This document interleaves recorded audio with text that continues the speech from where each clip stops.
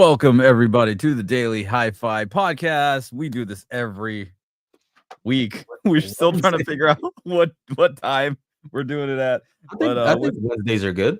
Wednesdays are good. We just got to figure out nail down the time, right? Yeah. Yeah. So I think my schedule's opened up a little bit on Wednesday. Let's just say. So I think Gotcha. 4 o'clock Pacific seems good. Okay. I don't know. I'm open. Pacific. Yeah, I know. Let's see. Myself, my name is Chana, aka Techno Dad. We got Mr. Joe and Tell in the house. Aaron from Aaron's Audio Corner may pop in if he's around. If he's not, isn't he a rocket scientist? If he's not doing any science on rockets, he'll show up. So man, we didn't even talk about NAM. Met you up at NAM. Oh yeah, let's talk about NAM. Yeah. Did you see any cool stuff? I was there for just a day. Popped in just to say what's up, hang out with Charles Sprinkle and the guys at Cali Audio for a little while. Dude, those guys, man, I ended up partying with them. Was it the first night? No, second night. Oh my goodness. Or Friday night, bro. I don't know how these guys are standing come Saturday. like for real. And then they have to be all professional, right?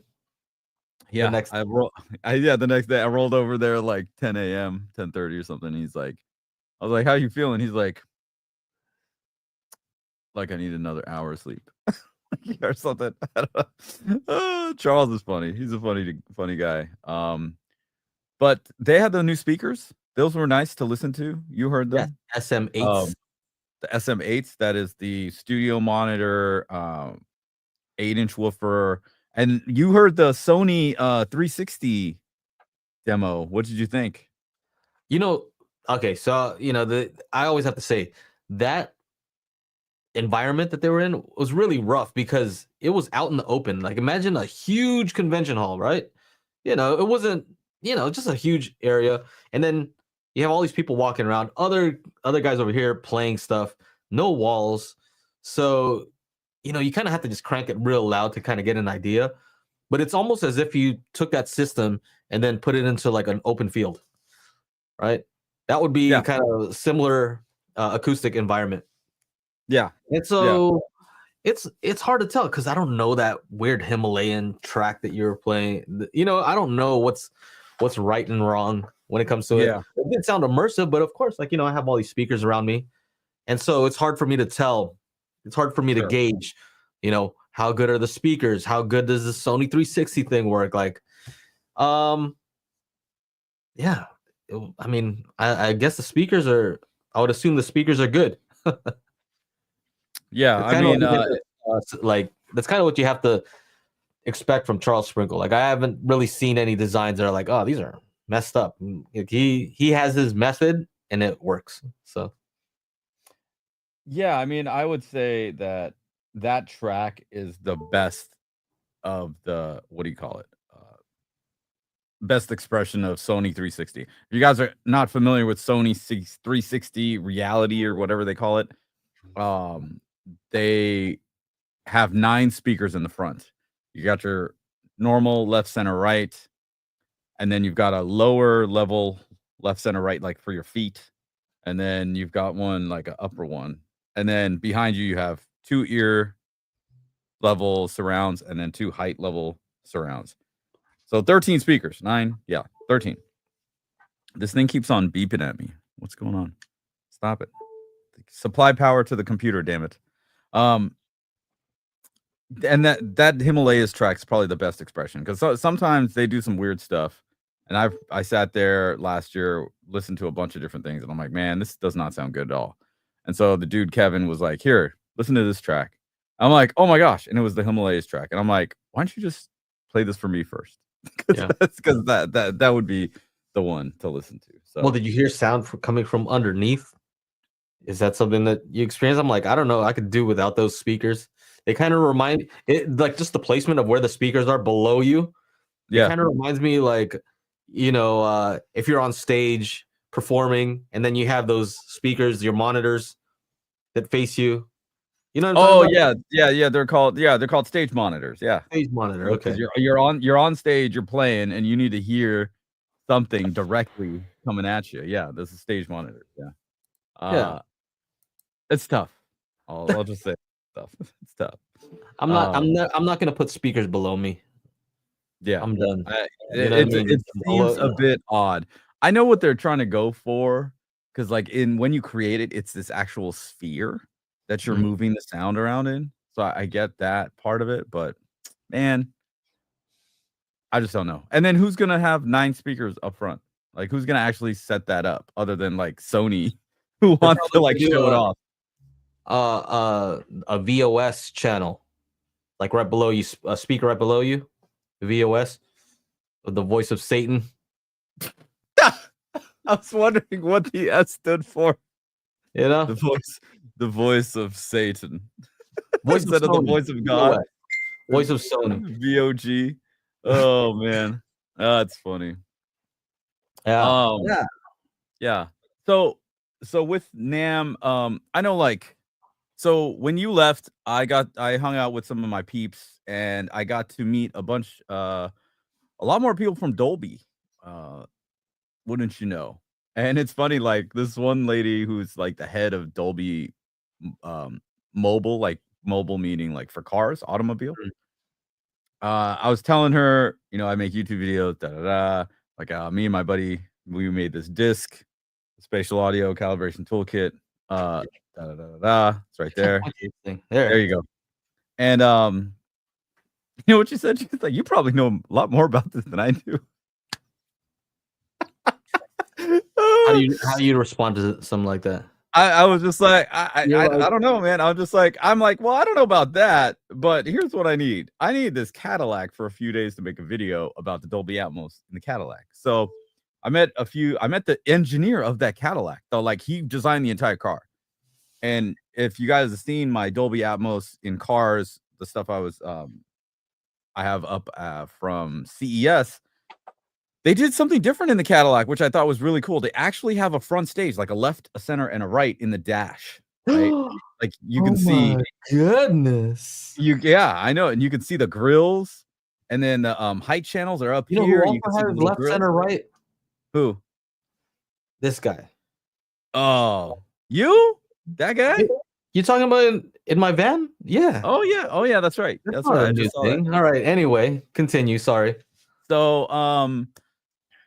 So they actually went ahead and made a 7.1.4 kind of configuration in the car. So they tried to make it like a home theater in the car. Pretty good. Pretty good. Again, I'm trying to get the vehicle to make a video about it. It was kind of tough to actually. I don't know, bro.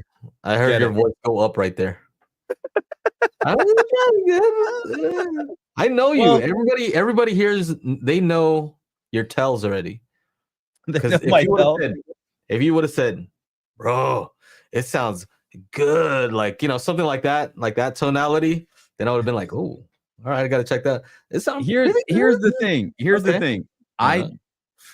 As opposed to every other way you can listen to Atmos in a vehicle, this one is different. I can actually plug in a USB drive to put it in there and play my song. So, I tried a bunch of different things. They have a USB-C, and I don't have a USB-C drive. I tried plugging in we tried a bunch of things. Wasn't working. Yeah. Neither is your power cable right there on your Mac. Yeah, can you hear it going in and out? Like, what the deuce, man? What's wrong with that thing? You need a new cable. Well, this thing's like 15 feet long, man. Okay. All right. So you're I want that. I want to be able to like process Atmos in my car. Yeah, so this was the brand new Cadillac. I forget the model, but again, I've connected with the people at Cadillac. I've connected with the people at Dolby. So hopefully they'll be giving me a car to review the Atmos in the car. So you heard my voice go up because there is one thing that I wish they just didn't do, and that was, if you guess where the sweet spot is. Not the back seat again. The heck? Back middle. Oh god. So I'm like, look, you guys did. I'm talking with the engineer. I'm like, hey, you guys did something great. You guys had the front stage, and then the side surrounds are in the B pillars. And the guy who designed the car is like, well, you know what a B pillar is? I'm like, well, yeah. And then and then you put the surround backs in the like back corners, and then you've Okay. got multiple subwoofers in the doors and one in the trunk or whatever. All right.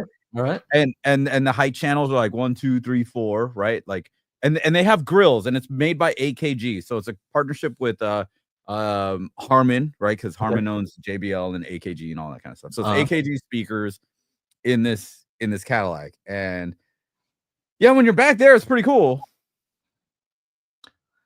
All right. You know, So what are we gonna do? We're gonna park. We're gonna make sweet love in the back seat and watch a movie at the same time. I don't know. I don't know. we aren't What's the problem?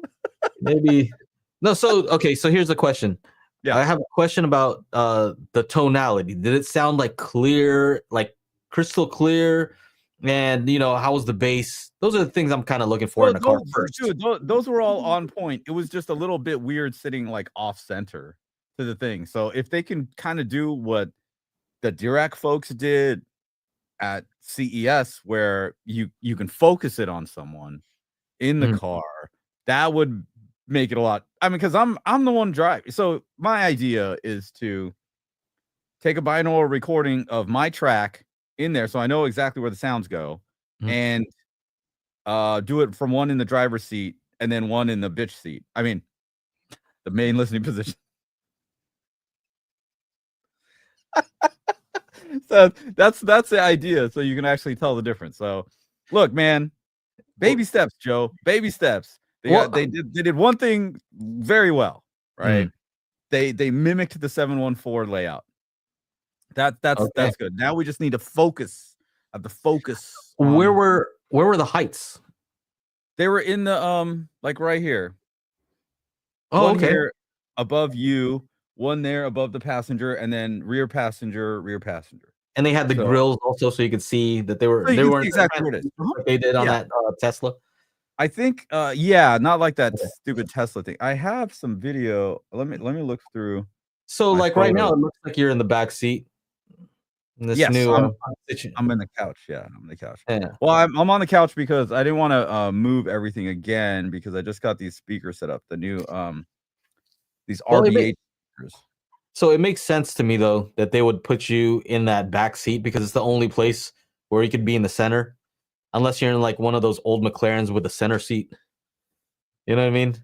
Oh, Because right. right Yeah. now, Oh, yeah. Yeah. That's not right happening. now, you're in the center of all of your speakers, kind of equidistant to all of them, right? If you Yeah. were to just move your body all the way, one way, one direction, right? Switch, go all the way to the left where you're almost in line with that left speaker. Mhm. That's kind of where your driver's seat is. And then like go towards the front.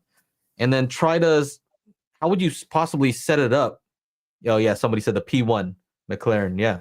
How would you possibly set it up so that the sound from that right rear speaker, for example, Mhm. will sound like, it'll just sound kind of far away, but it's still coming from the right.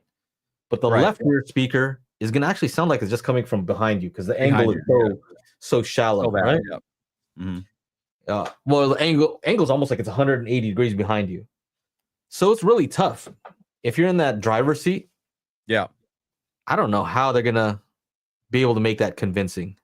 Yeah. All So the time alignment, level alignment in the world yeah. is not going to fix the fact that that speaker is like, You're way too close to the front yeah. left. That's it. That's So that's what, adding more speakers, I guess, can help. Yeah. Yeah. But let's just say, hypothetically speaking, if you were to just line the whole car up with speakers, right? There's speakers everywhere, like all everywhere. Mhm. If you had unlimited, you're still gonna kind of be closer to the speakers on the left front. Oh, here we go. Some more video.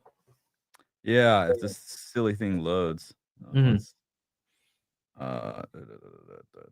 No, they're all I'm still always loading. worried whenever you bring up a photo. Or I video, know, me too. Me Like, too. what's gonna pop up right now, dude? Well, no. So I opened them up in tabs, so it's just the one thing. Mhm. I And then you always learned. hit like right or something like that, and like shows the next one. You freaking dancing in a club or something like that. Yeah.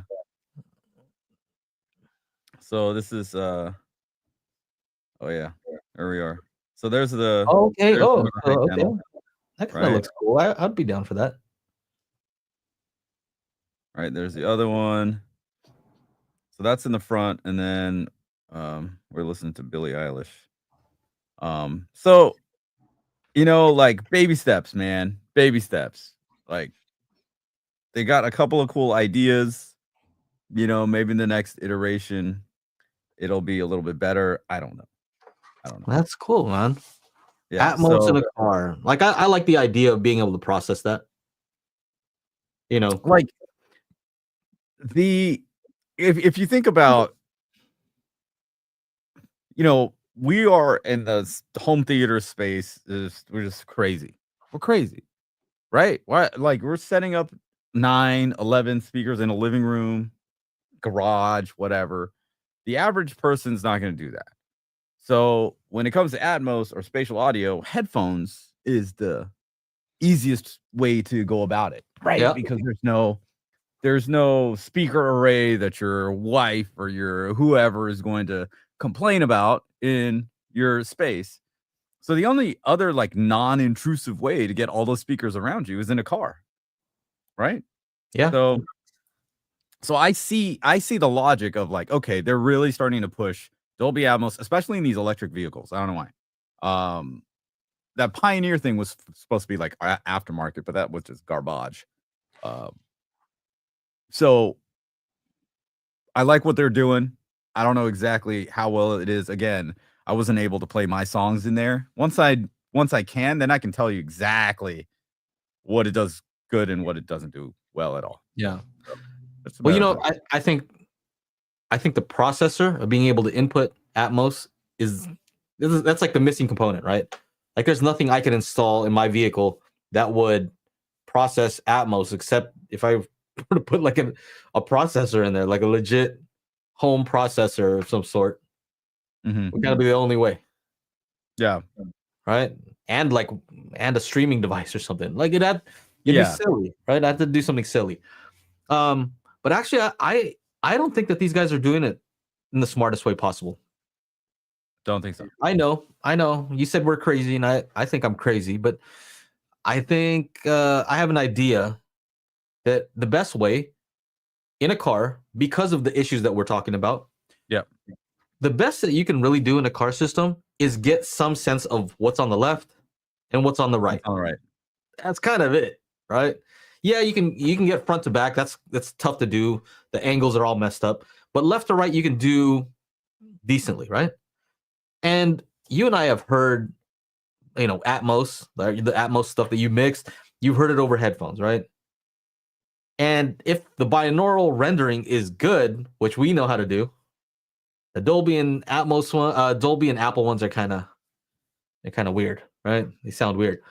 But if the binaural rendering is done well, I think that they should just use the left speaker to replicate the sound of binaural, right? For left and right. And just imagine you had some giant open back headphones. I think that'll give you the more convincing sound. That way, the more speakers you have, the more left is going to really sound like left, more right's going to sound like right. And it's not going to sound perfect because they're going to have to adjust that a little bit because headphones are meant to be on a head. Yeah. And they use something called the HRTF, your head-related transfer function. Yeah. Right? Like how does your head change the sound? In a car, because it's going to sound like you have a huge head, actually. It's going to sound, I've done it. This is what I was doing the other day. So I'm not speaking from a hypothetical, theoretical. No, I actually took my laptop. I have a binaural renderer in there. And then I started playing some of our test tracks, right? Where, we'll pan something around or you'll do a channel call out. And I found that you can make it work to a certain degree, but it just sounds like, the binaural barbershop where he's cutting your hair to the right, go into your right ear, blah, blah, blah, that old binaural video. What it sounds like is when he brings the shave, what do you call it? The clippers. Yeah. Your right, bring it to your right ear. It sounds like it's like over here, like your head is this wide over here. And then over here, your left ear sounds like it's here. So it sounds like your head is like, like that shape. So that's what it ends up sounding like. But you can have more spatial things going on. Do you remember when I did the demo for you here in the studio where I played Atmos, but I only played the sound out of the left and right surrounds? Yes. Right? Yeah. Like I've tricked I people with remember that before. I tricked my sister. I'm like, hey, check out this thing. And she sees all the speakers around here, like, oh, it sounds crazy. I'm like, no, it's only just come out of these two speakers. So I think it could work. You're all messing with Marn. Yeah. um, what other cool stuff did you check out at NAMM? Did you see you checked out what is it? La acoustic? What is it? Oh, L Acoustics. So L okay, Acoustic? so the L Acoustics demo wasn't about their speakers per se, but about their Lisa technology, right? So their Lisa technology is like how to essentially do object-based mixing in a stadium or a live venue. And it was really cool, right? So they're essentially doing with their Lisa technologies, they have a big speaker array, right? Kind of like an Atmos kind of an array. Uh, And what they're doing is they're mimicking exactly where the location is of the person on the stages. So they used a Nora Jones concert. Nora's up front playing guitar. Then you got somebody behind her to the right on a keyboard. Some over to the left, we got bass, and then background vocals back in the back is the drums. So they're kind of just panning these different things around the stadium mhm, so that you can actually get um a sense of where they are and where the sound's actually coming from. mhm. Their whole point is if they're just using a two, whether they're line arrays or point sources, the people on the left side of the stage are going to be hearing mono. People on the right side of the stage, the audience are going to be hearing mono. People in the middle are going to get the stereo. Okay. Right. So their whole processing and their whole way of mixing a live venue was to do that. So everybody gets everybody gets a good experience. Obviously, the people up the center will get the best, and then Mhm. people to the sides will not get. They'll at least not get mono. Was what they're Yeah. kind of. So what was the technology that they were using to make that happen? Like It was their own proprietary thing called Lisa. I know, but So like I guess what I'm saying is L.ISA. like if you're close to the left speaker, how does it make you hear the right speaker more and vice Well, versa? they're using a speaker array, so they have like a center array. They have the side arrays, and then they have Okay. ones around you as So well. just more speakers, More speakers, yeah, more speakers, yeah. not like beamforming or anything like that. So just basically more speakers. So Yeah, it was okay. cool. I mean, was it worth the whole, like, having to come back and, like, wasting, like, an hour and a half? Not really. I Hmm. don't think, like, with so much stuff to do and all these demos, you have to, like, sit there and listen to their fucking spiel, like, it was cool, but, like, I have a binaural recording of it. You know, Okay, I I sat want to there, check that out. I did it Uh, all, and maybe I'm not explaining it right, but I don't know. I thought they just had more speakers and, yeah. the the Meyer Sound one, they have some new speakers, and good God, these things are insane. Okay, hold And on they're a second. huge. MW says L Acoustics invented line array. Is that right? I don't know. Um, I know that Don Keel did the CBT line array, but I'm not sure. I cannot confirm or deny whether this is true or false. But um, I've the first time I heard L Acoustics was actually I was at Universal City Walk, and Mhm, they're using L Acoustic stuff there.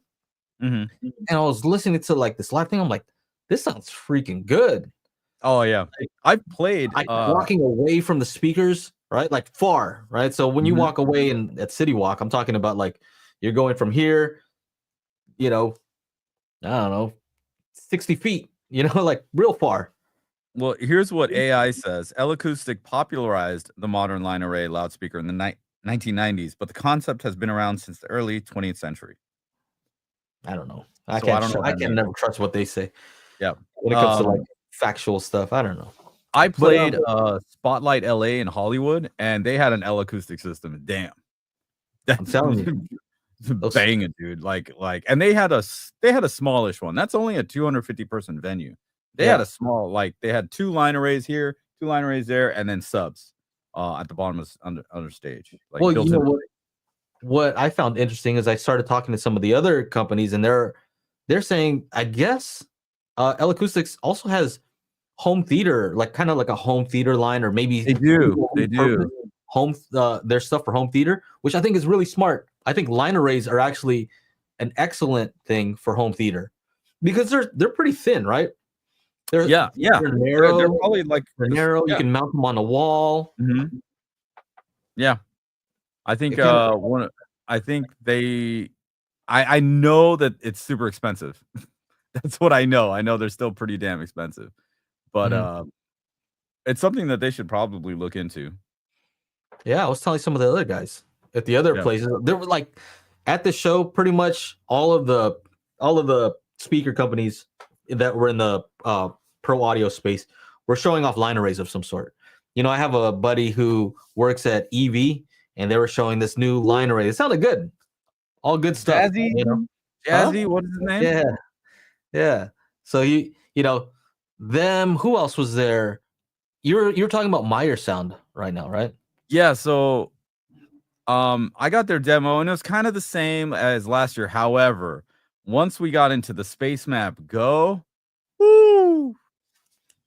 You can move stuff around. Did they give you the tablet and let you move stuff? Or No, this was a little bit different. And I asked a few questions. I'm like, look, can you move things around and like to the beat, like via BPM? He's like, yeah, you can tap the BPM in here, so everything will move more to the beat. I'm like, okay, that's good.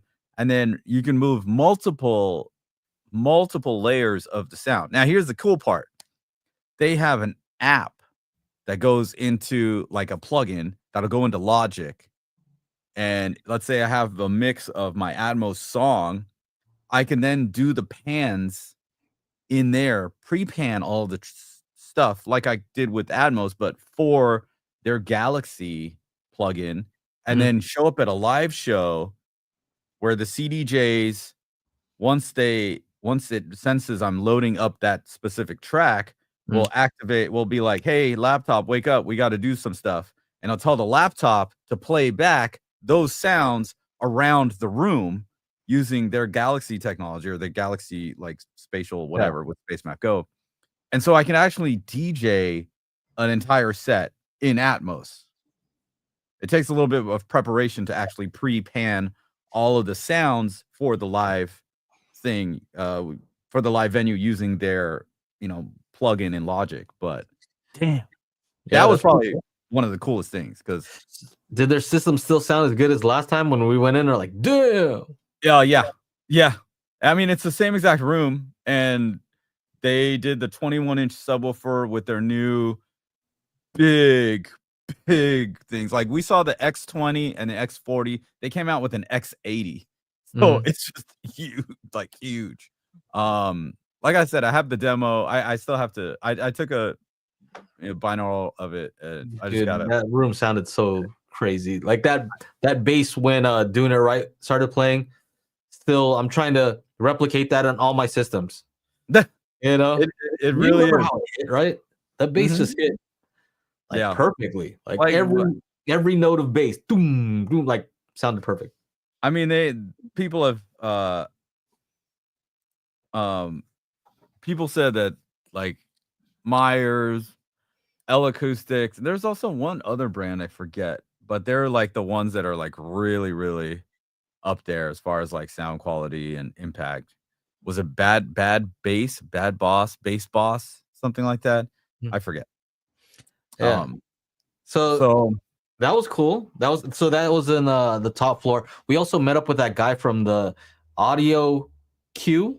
Is that the Audio CEO? Oh yeah, Audio Q. That's the company audio, that does the letter CU. Audio CU. Yeah. Audio Q. Multi-room audio over power. I got their website pulled up. Boom. So CU like the copper element. Yeah, copper element. Yeah. So sound over the power lines audio solution. Yeah, we were talking about this last time. They were at CES and they're here again. So Joe got to talk to the CEO. I told him it looks like it says audio cuh. Like, forget about it, cuh. Stupid. Anyway, I thought it was very interesting. what they're doing. Their demo wasn't Atmos related. I think that what they were Not at doing is CES, kind of yeah. Or at CES it was, but at NAMM it was more of a different kind of thing. But I find it very interesting. I think his mindset, I kind of saw his vision, right? I saw his vision of what he thought this could be, and I kind of agree with him. So the idea for a home theater environment, what most people here are probably interested in, is let me I don't know how to say this, but imagine, okay, your soundbar. I'm gonna start with the soundbar, right? So soundbar can accept HDMI ARC, eARC, Yep. right? And so all you have to do is plug in one cable. That little soundbar there is your AVR. It processes all the stuff. It amplifies all of the little tiny speakers in there. It sends a signal to the wireless surround speakers in the subwoofer, right? So that's actually your soundbar kind of can replace an AVR. And I'm kind of like winking here because we all know that soundbars, most of them are not going to replace any AVR whatsoever, just because it's, the speakers aren't in the right location. It almost always comes down to where the speakers are, right? You want great imaging. I don't think Put the speaker in the anybody. right place.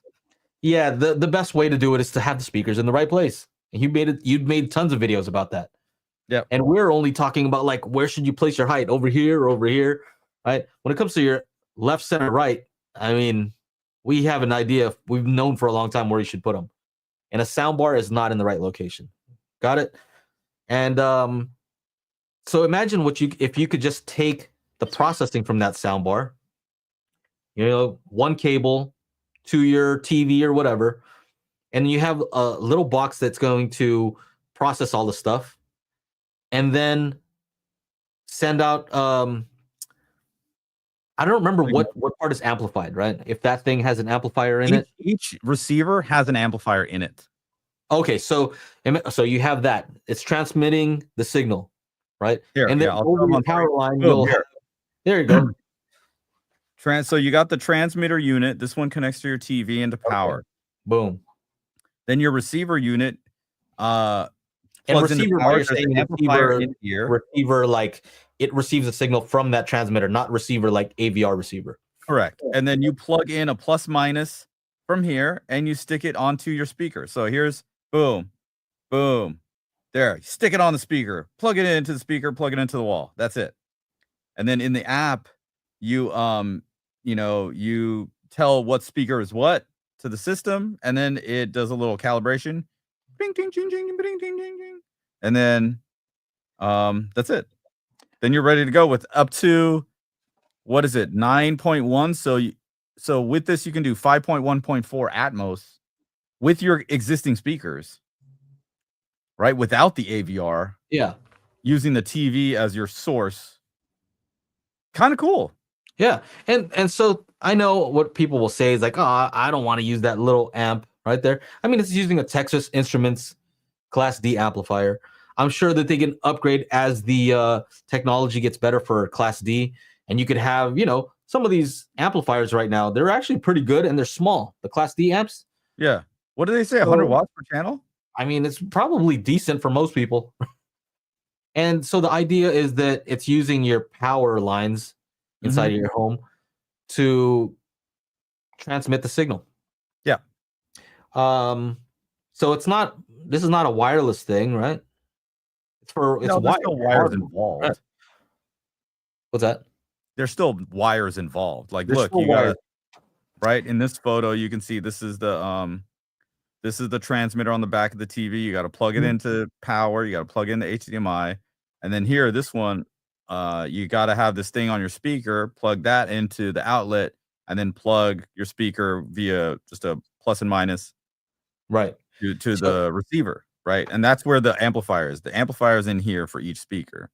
So, and this is not cheap either. But this is not like a direct to consumer kind of thing right now.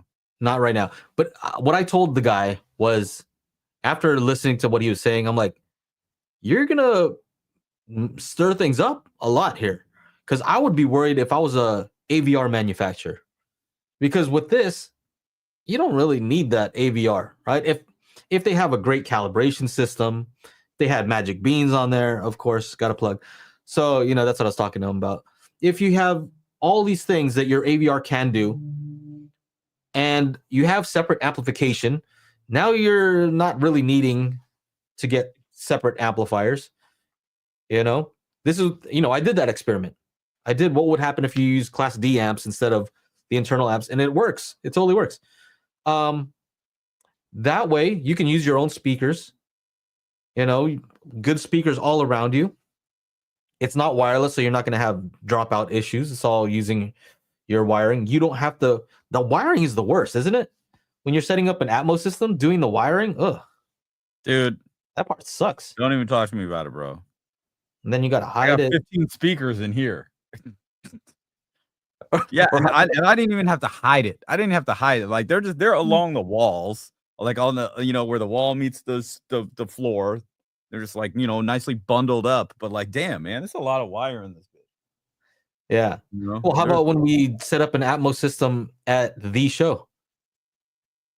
My God. In that one room, remember the amount of wire? Oh my goodness. Look. It sucked. Oh, here. Oh yeah. Look at this. Look at all this. Hey, it's cool having this camera, bro. Yeah, good. Look at full up 360, baby. Woo! Everyday Jay says, I heard setup. I thought its use case to cost was kind of bad.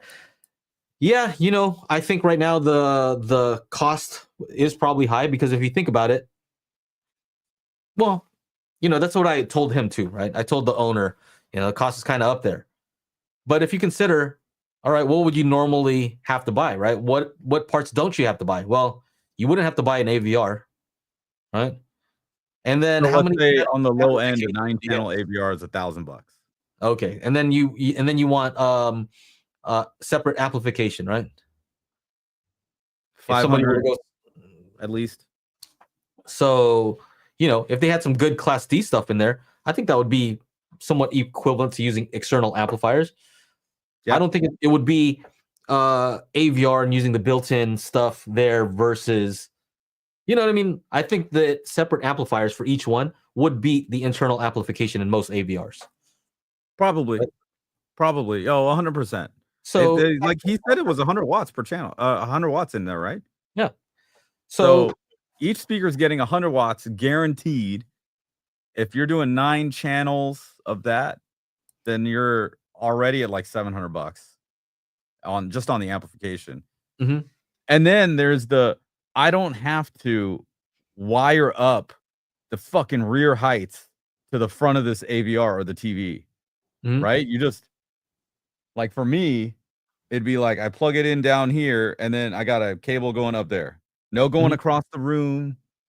No trying to figure out like that in itself is huge. Yeah, I told him, and I believe in your product. I believe in what you're doing because I could imagine, some of these TV manufacturers maybe implementing this within the TV itself, right? And all you'd need to do is buy these external things for each speaker. That would make sense to me. Like, why would you have to buy like a separate receiver if it was built into the TV? So they could maybe eat some of the costs. It's volume, so it's expensive if it's just this company making it, trying to sell it directly to consumers. That's going to be expensive. But if you get some big companies, I think it will. They'll be able to drop the cost. Somebody said, "What MW says? What is the bit rate or bandwidth of these?" I don't know. Do they say that on the website? You got to remember that this is not over Wi-Fi. This is using the copper. Yeah. So that it's different, right? You're sending signal over copper wiring. So fully supports 24 and 192 formats with 24-bit resolution, 192K sampling rate. Okay. If that's what they mean. Okay. Oh, it's on here. See, boom. Sorry.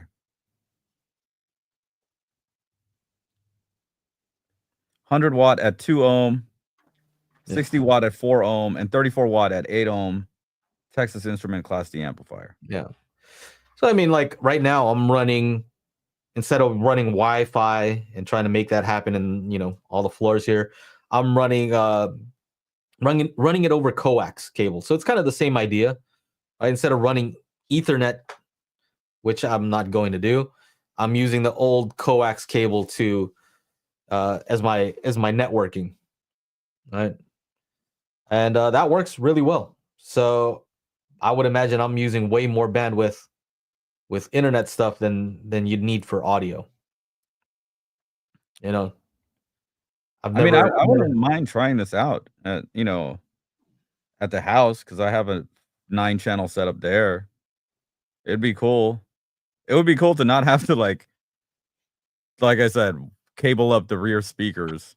Mhm. Essentially, that's it. I don't wanna you, cable up you know, speakers in the rear, whether it's the heights or the ear levels, I don't wanna do that again. you guys are right. You guys are right. So like the front LCR is not ever usually a problem, right? Right. I'm never really concerned like, oh man, I need a wire from the TV to the center or the receiver to the center. It's always like kind of in the same vicinity. Yeah. But it's those surrounds that become an issue. Anyway, I know a lot of people will probably say, just wire, just wires. What's wrong with a wire? And I think a lot of people that are not into it like we are, they say everything's wrong with having to set up a wire. Right? Like that's one of the huge hangups. Yeah. Yeah. All right. So 100%. what else? What else? Let's see, from NAMM, there was I think those were, like, all the other stuff I did was, like, networking and running into friends, yeah, pretty much. Dude, it's so crazy. Tell me if this tell these folks, is this not true? I ran into a guy I knew, super smart guy, while we were eating lunch. Yeah. Right? Like, hey, what's up? And haven't seen him in a while. Is it true that is it not true that we just immediately started talking about spherical wave expansion theory? And Oh, yeah, dude. I looked at Chana, he's like, Joe's like, you following him?" I'm like, "Dude, you just fucking lost me at hello, bro." Like, the fuck? You know? he's trying to Yeah. explain it to us. You're talking about this guy. Yeah, that's my dude right there. Yeah, Yazzie. yeah. Found out you're supposed to say his last name in a different way, but I'm not gonna try. I like saying it that way. But yeah, crazy, crazy stuff. Um, what else? What else? What else have you been up to? I know what I've been up to. You know what I've been up to. Yeah, you're doing Magic Bean stuff. Did you see these, What focals? These giant monitors? I went to listen to him. Oh, okay.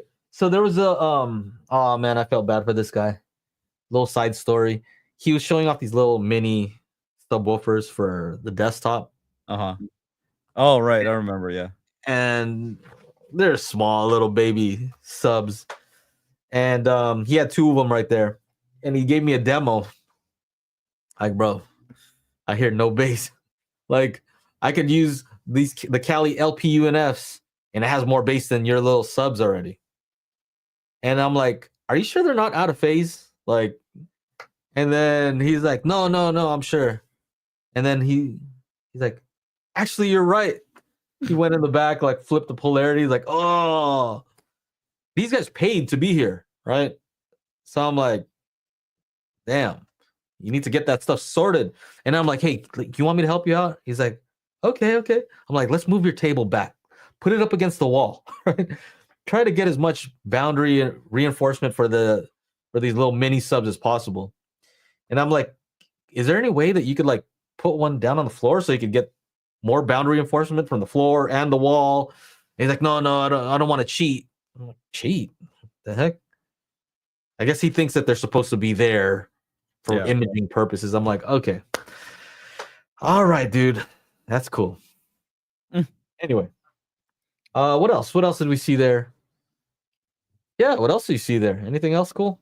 I did a bunch of networking. I met Man, I don't want to let the cat out of the bag, but I think I met the voice of one of my upcoming songs Okay. over there. So that was awesome. Really, really cool girl. Really into. We got to listen to some Atmos mixes. Then she heard mine, and she's like, "Wow, this is actually much better than everything we just heard." I was like, "Yes, yes." And so we're gonna work on some stuff, and I'm excited about that. And yeah, just the Techno Dad lore went up by like 2,000 points. You guys don't even know. The funniest shit happened, and I was at the center of all of it. It was fantastic. That's why I love those events. I can't wait to go to something. I can't wait for NAMM again. We'll see what happens this year. I ran into some friends. I ran into a guy. He mixes music like J-pop, K-pop stuff. I met him before COVID at NAMM. And he won a Grammy 2 years ago. I finally got to congratulate him in person. So as I was standing there hanging out with Rock, he just walks by. He's like, "Chana." I was like, "Oh, John, what's up?" There was a creator event that I went to. Sanjay, Sanjay C on YouTube. He just crossed 500,000 subscribers like yesterday or something, or today. That's cool. So they had an event. Odyssey, the headphone company, kind of threw it. So yeah, a lot of fun stuff. Fun stuff there. But I thought you were going to talk more about yourself. What's up? I thought you were going to talk more about yourself. I made a funny face. Yeah. Like, it centers around me. I'm like, of course. No, dude. No. You guys, oh man, I had everybody laughing. It was fantastic. I love this. I love this shit. Well, I got a Trinov sweater. You did? Yeah. You did, and a positive potato. Yes. Yeah, where's that positive potato? You know, so if any audio companies want me to shill their stuff out, just give me a sweater or some cool shirt. The Trinov, I'll wear it on the thing. I don't own a Trinov. Huh? Trick, yeah. Trick, yeah. Yeah, that's what it's called. Yeah. They I don't have to own a Trinov. I don't even have to like Trinov, but if you give me a Trinov sweater that looks pretty cool and it keeps me warm when it's freezing outside, I'm gonna wear that. I might wear it on this show. You never know. Yeah. Never know. Hey, I met this guy over there. He was cool. He was showing me some of the stuff at EV. Cool dude. Good hanging out. I actually listened to the new columns they had, the 70 and the 90, or the 70 and the 80, or the 80 and the 90. I forget which models, but yeah, I heard them. Yeah. I like the smaller ones better than the bigger ones. You're talking about EV? Yeah, the EVs. I finally got into that room. Their demo was kind of cool, right? They had the synchronized like lights. Their demo is pretty awesome. I mean, it's essentially like any kind of like mobile gig or like, small to medium kind of situation, like a band or whatever. That's what I see when I was in that room. I'm like, oh yeah, I could totally. I'm at the, the county fair over here. A bunch of people watching, lights and shit. I think the smartest thing that they did over there was they automated the entire demo. So instead of having to say the same thing over and over, they had a whole presentation. Was there a screen? There was a screen, right? I think so. I don't remember. I don't know if there was a screen. I can't remember. But it was just a voiceover. He was talking about each speaker, the specs. I think there was a screen. And then every time something would happen, the lights would kind of like show the speaker that was being played, and they could just play that all day, right? Yeah. The guys were in the back just relaxing, watching the demo, and you got to hear all the speakers. So I thought that was a smart way of doing things. I'm going to do that next time. Let's do that. Let's do an event, record some stuff, and have it just play automatically all the stuff that we're showing, and then we hang out outside. And we don't have to keep saying the same shit over and over. Yes. Again. Hey, that's so smart. Please make note of that. Yeah, okay. Like why wouldn't we do that? Just do a demo. Go in there and go check out the demo, and then just go hang out, talk to people. Nobody needs me talking. Anyway,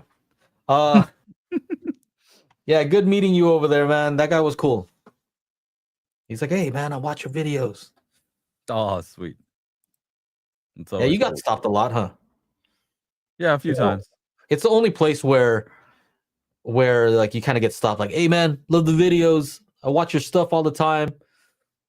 And it's cool because remember? it's not weird, right? You're in a place where people are like showing audio and speaker stuff, so it's normal for somebody to say, "Hey, I watch your stuff." Cool. Yeah. If you get stopped in some other place in the street, and then it's kind of like, "Whoa, what the heck?" Like one time we were swimming at took the kids swimming at like a local pool. The guy's like, "Don't tell, love your stuff." I'm like, yeah, man, I just want to swim, bro." I don't want to talk about I'm audio here with stuff my right family. now. I'm not Joe and Tell. You don't know. I don't know what you're talking about. Yeah, like there's only a handful of times that that's happened. But I could only imagine if you're like a really famous person, probably all the time, man. That's annoying. You're just trying to do normal stuff. Anyway, I've been tuning the car, right? Messing around with DSP. I told you, DSP in the car is so. Ooh, what is that? A piece of cheese? Yeah. Yeah. 70 calories. It was great. DSP in the car is so tough, but I was working with some guy that I know at JL, and he was kind of showing me some stuff with their software. They have a software called Tune, and it's pretty advanced. Like it's not made it's made for somebody who's like in the industry, I'm sure an enthusiast would figure it out eventually, but the learning curve is steep. And yeah, he was doing some stuff with phase, showing me the impulse response stuff, and I'm like, at some point, I'm like, I enjoy being schooled for once, because usually it's us teaching somebody else, and sometimes it's fun to be the person who doesn't know, right? It's fun to be the person on the receiving end, learning something brand new that you can implement later on. So Yeah. I appreciate that. I'm having fun messing with the stuff. The car system is sounding dope. I think I'm going to enter in a competition. That's what you said. Yeah. Yeah. So there's a competition coming up. I don't know, a few months. I don't know what's going to happen. I'm just doing it for fun. It doesn't matter. But I'll be using magic beans on the car. Oh. Magic beans on the car. Yeah. I went to a car audio shop yesterday just to talk to some dudes, see what's up, Mhm. see what's going on in car audio now. And they were kind of telling me like the new cars are so tough to work on, right? Because you don't have a head unit anymore, like that you can take out. It's like built into the entire Right. car. And then Integrated. they were saying how like the door chimes, those play through the car speakers. They don't have like a speaker of their own, right? Mm. When you change something out, you start to bypass the stuff, it'll mess that up. So maybe you're not going to get chimes, right? Mm. And then Okay. he was saying, I guess in the Lexus, they have I don't have this I've never had this in my car. Maybe you have, but do you have like active noise canceling in the No. car itself? I don't think so. So I guess in some of the Lexuses, they have mics all around, and they're taking the noise in the cabin, and then sending out anti-noise through the speakers to cancel out the sound. So any road noise that you're gonna get, it's gonna try to cancel that out. When you start changing out speakers, it messes that up. So they have to kind of disable that. So you're gonna have a great sounding system, but your cabin's gonna be noisier now. What else? He's and a lot of the cars, they pipe in the engine sounds. Like if you have a sports car type of deal, instead of actually being loud, they pipe in the engine sounds. I hate that. I don't like that idea at all. At all. Yeah. Joe's van with quad 24s and 1,000,000 watts. Yeah. Yeah, no. I'm working with sound quality, not SPL. I'm not trying to break windshields. Nah, that was for when we were teenagers. Yeah. Yep. You know, I bet if you heard your car system now, I bet you'd still be impressed. Oh, definitely. When I had with the one that had the 3 JLs and the Boston acoustic separates up front, yeah. What would you take? The system that you heard with the Atmos, or your old system from your old, what was it, Integra? Which one would you take? Well, dude, that's not fair, man. That Why? Integra was very sentimental. Oh, forget the Like, sentimental value. I'm just talking about sound system. Which one are you taking? You have to you're gonna take the Atmos one over that? yeah, I have to. Oh, that's I have gross. to. Your thing must not have been tuned well then. That's all I'm saying. Yeah, we did no. This is the future, buddy. It's the future. This is where we're going. Oh, tell me. Atmos in the car. We're gonna make it sound good. It's gonna take a little time. I believe in it. Yeah, you won't be able to change anything in that. You stock everything, bro. Whatever it is right there, that's what you get. I'm telling you, man. I mean, we're just building up to where I can just have a say in what happens, and then they listen, and then they do something. I'm telling you, I'm this close, man. This close. Hell, but give me those 3 JLs, 12W6s any day. Any day. Yeah. I'll take that over whatever the heck they're doing. Yeah. Right now. Yeah, dude. You know, like I said, baby steps. You know, if you just want to be ridiculous, you just turn up the bass. Instead of honking the horn when you need to pick up your friend. Yeah. We just hear you coming down the street. John is here. Yeah. What else? What are these guys saying? We have some start comments too. Oh yeah, let's get into those. I got a thing I gotta go to apparently. Where is Aaron? New Arundel speakers. This was funny when he posted that. Did you see what he posted?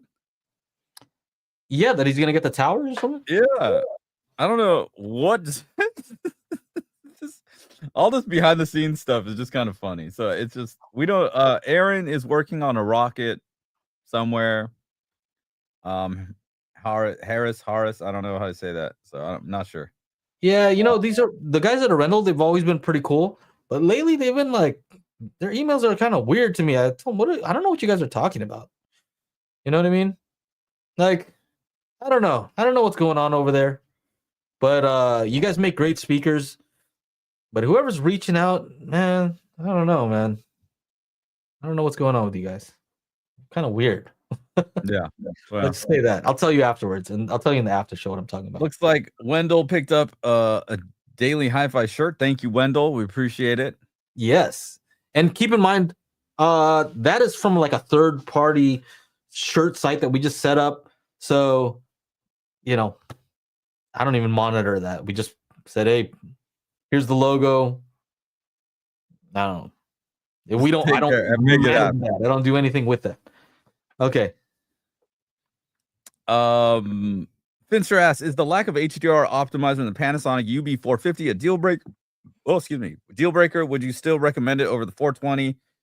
We'll be using it with the LS12000 projector. HDR optimizer. Does the LS12000 projector support Dolby Vision? Do you know, Joe? I don't know. The HDR optimizer? No, I know the HDR optimizer only supports HDR10. Well, you know, FOMO, stop the FOMO. He let me borrow that Panasonic, what was it, 820 or something like that? Yeah. And I was testing out a projector and, you know, just testing it out with various movies, the Meg, stuff like that. And I'm like, this is, first of all, the interface is like old school. Oh my God. Super old school to go in there. It doesn't feel advanced at all. Like, oh, do you have a projector? And you're just, so it feels like super outdated, right? And what it did, like, yeah, it kind of limited the peak nit value or whatever. I don't know exactly what it made it so the highlights weren't blown out. But when I compared it with a BenQ that had its kind of own internal thing, it did a way better job than that already. You know, I didn't have to use anything, you know, on the Blu-ray player. it already did something inside of the BenQ that was already good. Now I have this Valerian, and I was showing you that it has tone mapping built into it dynamically. Like it's checking out what's happening, it's adjusting. That thing looks awesome. Mm-hmm. Now, what I would recommend is there any, do you have any interest in something like the Zedu or Dune or Arvolution, something like that, some kind of player? Because those have something that you can use that can do some of this stuff that you're talking about. There's another one that people like too. Can't remember the name. Some weird little brand, but it can kind of do some of that tone mapping stuff within the player itself. You know, so if you were interested in something like that, it could do it. If you're only looking for a Blu-ray player, that's Chana's territory. Yeah, I mean, and then you were asking about the LS12000, and somebody here commented. Yeah. Where is it? Tim says no Dolby Vision built in. Damn telemarketers! Actually, they made me think it was actually somebody calling me. The bastards. Yeah. I like using the HD Fury. Look into the HD Fury also. Oh yeah. Oh, I gotta order that thing. Oh yeah, dude. I'm curious to see what you think. Yeah, so I think I have it in the. So if you want like the least expensive one that'll work with, you know, the most recent stuff, I would say look up the HD Fury Arcana 2. I have one of those. Check it out. See if it'll work with your setup there. I think that'll solve a lot of your issues. And then really look into like the Zedu. What you want to look for is like the VS10 engine. You know what that does is it takes pretty much any signal and it'll convert it to Dolby Vision. Yeah. Right. And then the HD Fury, what it does is it'll take that signal and convert it to something that your projector can accept. So if it doesn't have Dolby Vision, it'll send it an HDR signal, but you'll get the benefits of Dolby Vision. You're going to get the benefits with the HD Fury that it'll limit it so that it works with the limitations of your projector to kind of maximize the dynamic range, given the limitations of most projectors compared to some TVs. Yeah, that's it. Okay. Let's see here. 120-inch projector versus 98-inch TV. I mean, we're going to get two different answers, right? Yeah. I mean, when you're now with these TVs, man, I even saw the 136-inch from like Hisense. How are you getting that in your house? Like it's like a solid panel. It's not like a screen that's like rolled up or anything. You know what I mean? Yeah. I don't know. I think the projector tech is improving a lot. When you came here, I showed you the AWOL Vision LTV 3500, right? You were kind of impressed with the brightness when we were watching Lucy. Yep. And you're like, damn, this is pretty good. No, they were pretty good. I gotta say. That was what, a $6,000 projector? Yeah.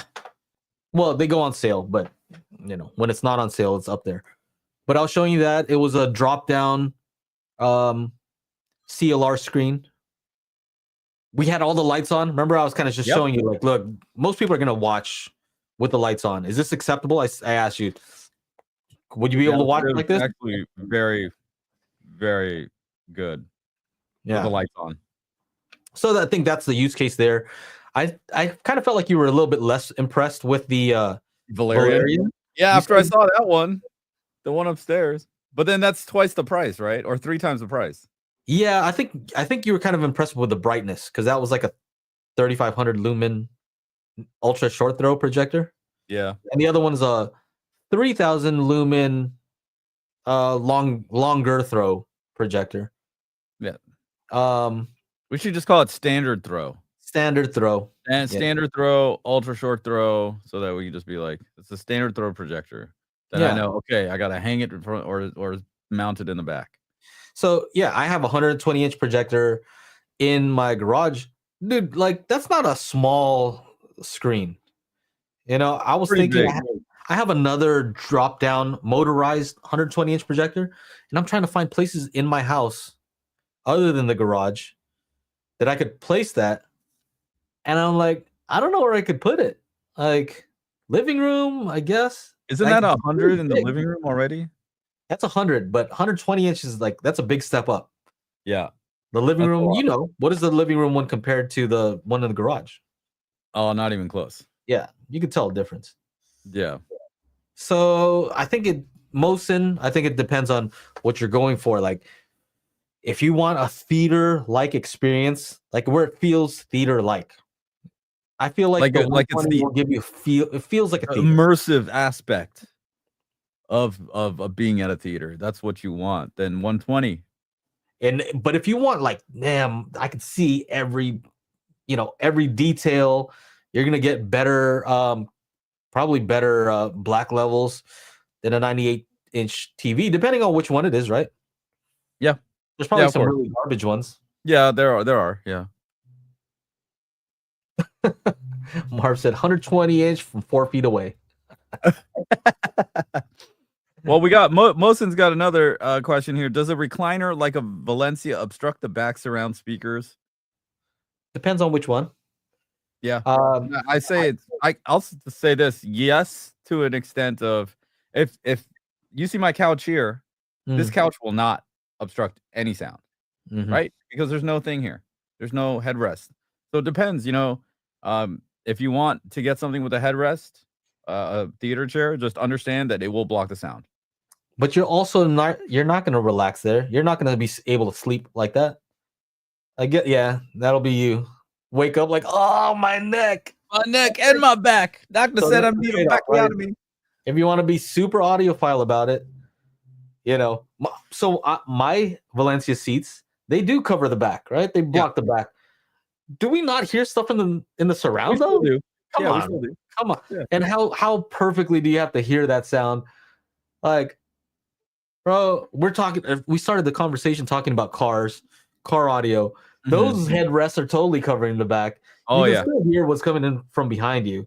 Yeah. Is it occluding? Meaning, is it going to change the sound? Yes. Does it matter at the end of the day? I don't know. Probably not. You have to choose. It's gonna be less. Well, you're not gonna have the occlusion from the back, but you're gonna be more comfortable. I watched a video from Theater at Home.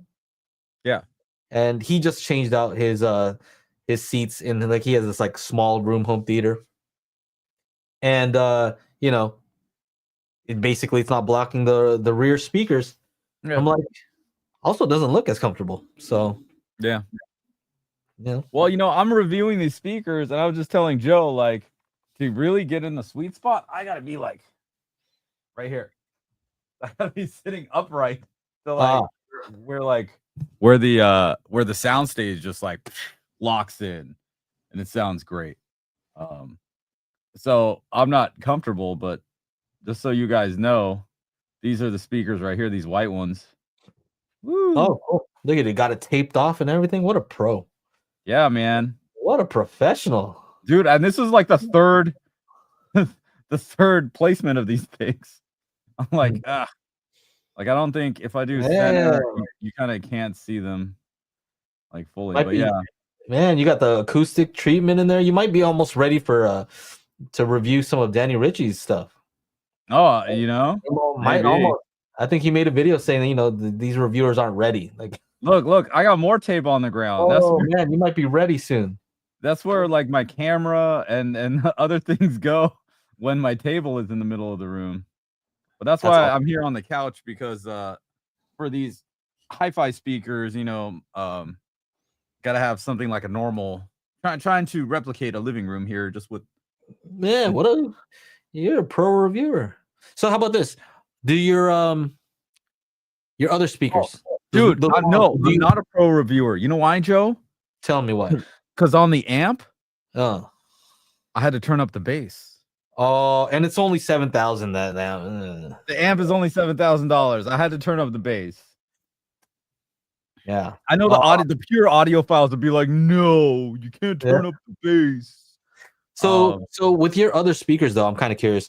When you're when you're sitting back and listening to those Monolith Encore T6s, do you still have to like move up to get in that sweet spot with those, or is it?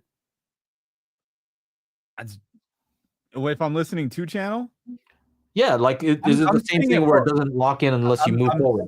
I'm sitting in a different chair though. I'm sitting in like a office chair, like this guy. Okay, but still, So I'm already upright. You okay, know. okay. So I'm curious though. Let me know once you move them back if you still have to do that thing where you move forward when you use those speakers. Okay. Yeah, I'm just wondering if it's a dispersion thing. Like maybe it's like more narrow versus wide dispersion. So these RBHs, those are the white speakers I just showed you guys. Those do not have a waveguide. So maybe it is a narrow dispersion with them. Or it's probably gonna be. It should be more wide in the tweeter area when they don't have a waveguide, but I don't know. Just kind of curious. What else? What other questions we got here? Manual stacked. I will love if you update the tutorial with links and videos of every step. I saw videos from Chana, but I think I have to do more specific on each phases. That's a good. Yeah, I guess we could add the link to each video for each section in the guide. That makes sense. I thought we had a playlist. We do have a playlist, but I'm saying like he's saying in the guide, you know, the text guide. Okay. Boom. Here's the link for that section. Okay. Boom. You know. I'll add our list of things to do. Look at this. I asked ChatGPT, act like Chana and Joe, and present me step by step on how to use Spaces 5 through 10. And was a disaster. What did it say? I don't know, dude. I don't know. But I think it's a hard thing to do. Act like Chana and Joe. Yeah. It's probably all messing around, not giving the right answer right away. Yeah, right. Yeah, act like Chana and Joe. Just messing around. Joe's talking about car audio. Yeah. I'm talking about all kinds of other crazy shit. But that, Manuel, that's a great suggestion. We'll work on that. I'm adding a playlist link to PDF, or it's not PDF. To the Google Drive, the Google Doc, right? All right. So I put it in our chat so you can bug me about it too. Okay, cool. Let's see, Bernard, 98-inch TCL or 77-inch OLED. You know, if you watched my video about TCL's new TV, have you seen that, Joe? The backlight demo that they did? Like, no. Is that new? Dude, I haven't watched the video. It's pretty crazy. Let's see. It's one from CES. Here it is. Let me get to the okay, here. So do I do share? How do I do this? Wait, no, just do present. Share this thing. Okay, you can see this, right? I can, yes. You see this on the right? This is their new backlight system. Look at that. Look at that. You can actually see the like image above it. Right? This is like something that you can do as a consumer or just for the demo at CES? Just for the demo. They stripped they took away the this is just the illumination, the backlight, right? And this is the newest one, the QM6K. And you can just see that like it's just lighting up whatever needs to be lit up. And on the left is like here. So on the far left is the that's cool. I like that. What's up? I like this demo.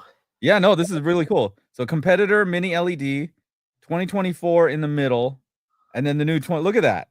Whoa. Look at the difference in that. And this is just the backlighting. Okay. Isn't that crazy? Wow. That's crazy. Yeah. So like when you talk about like these big TVs, demo. What's up? That's a really smart demo to show it in that way. 100%. When I saw this, I was like, holy crap, this is really cool. And that's why I look at the balls on the left. They don't even look like balls. In the middle, kind of look like balls, but on the right, they totally look like balls. Is that so? What is the effect like when you have it like in the one on the left in There's the more middle? dimming zones, right? Yeah, but what is the effect that where it's like blooming or what is that? What is that called? Where it kind of glows around the object? Yes, yes, blooming. So essentially, what they're trying to do with their QD mini LEDs is they're trying to make, like an OLED is a self-emissive pixel, right? So Mm. that's essentially what they're trying to get. They're trying to get OLED like blacks, right? And so the only way to do that is to make sure that you've got like each pixel can turn on and off. Yeah. And so like they're like, dude, this demo was crazy. When I saw this, I was like, damn, man, TCL's You're got something good going on here. you're messing up the whole demo with your lights right there. I see. Oh yeah. Was it really grayish like I'm seeing here? Yeah. It was grayish. It wasn't like Mhm. black. Well, we were in front of the TVs taking doing this, so that's what ended up happening. But anyway, um Dude. MW says the Hisense does this, but in color. Oh, the demo. Talking about the demo. the one thing that Hisense had going for it is it had a wide viewing angle where the colors don't shift. Mm. I think the main thing that I got from CES and the technologies and talking to both Hisense and TCL's got their backlight great. Hisense got their color great. Their backlight not so great. So now it's like, again, remember when I talked about the Dolby Atmos in cars, dude? It's baby steps. It's Mm. baby steps. If these companies want to take down the big three, meaning LG, Samsung, Sony, like they've got to be fully well rounded. So they're kind of taking these little bit of steps to where like Hisense now has this thing where it's like they got great color no matter which viewing angle. So they've got which is like an OLED thing, right? Mm. Um, and then they got to work on the illumination, right? I think TCL has got their illumination down. They might need to work on their color a little bit, but they both need to work on their fucking motion. And once they do that, then all the three things are going to click, and then they're going to give Sony and LG and Samsung a run for their money. And and if they keep the prices low, or to where they're at right now. That's what I was wondering. Is at what point is it gonna be like, oh, okay, all this like mini LED, it's gonna be on par with the OLED stuff, but then the cost might keep going up. I don't know. I don't really pay attention to the TVs, but I would imagine that when they're coming out with this new tech, it's gonna cost a little bit more. You know. So at what point is like, yeah, it's equal, but the price is also equal. Yeah. You know. But I guess what they're trying to do is give you the benefits of both, where you have crazy black levels and then brightness, right? Mm-hmm. Yeah. Yeah. So, what was the question? 98-inch TCL or 77-inch OLED? Like, it's getting to be pretty close. I don't Wow. know.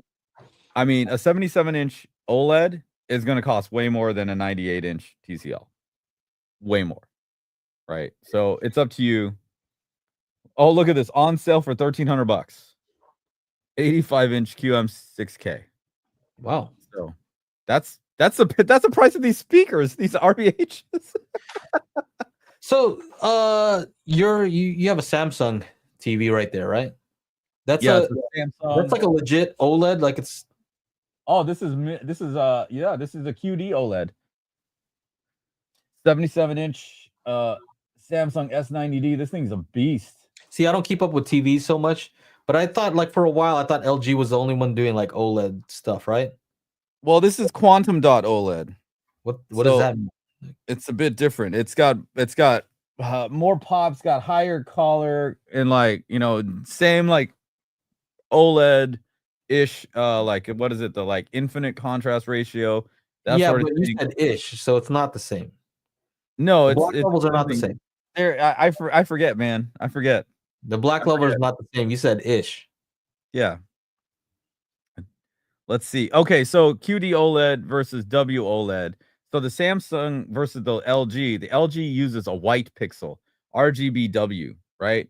So the QD OLED does not have that W, so it's got more color because it doesn't have the white pixel in there, in the sub-pixel structure or something like that, whatever it's called. Yeah, so it's worse. I'm just kidding. I'm kidding. Well, what's funny is LG came out with something called MLA, micro lens array technology, but then they took it away for this new model. So they're coming out with a new technology to be better than the QD OLED that Samsung is making. So I don't know. Okay. We'll see what happens. We'll see what happens. But I'm very pleased with this TV. I use it for gaming. When I was in here the other day, I went to go have a drink at my local bar at like 9 p.m. I came back to do some more work, and I'm like, fuck it. I'm going to play some Call of Duty. I was playing some Call of Duty in here on this TV with the sound system. I'm like, damn, this is awesome. Yeah. So, yeah. Are you going to order that HD Fury? See if we can get Dolby Vision on that thing? Yeah, I think that'll be a great video. I think a lot of people will be like, I'll watch that video. I'll be like, yeah, I'm going to have 3 spatial audio calibration toolkit ads in that video, just in case you skip one of them. That's it. Yeah, I got to get that going. Dude, I have so much videos I need to edit and get out. That's crazy. I still have that Lingdorf over here in a box. What? Yeah.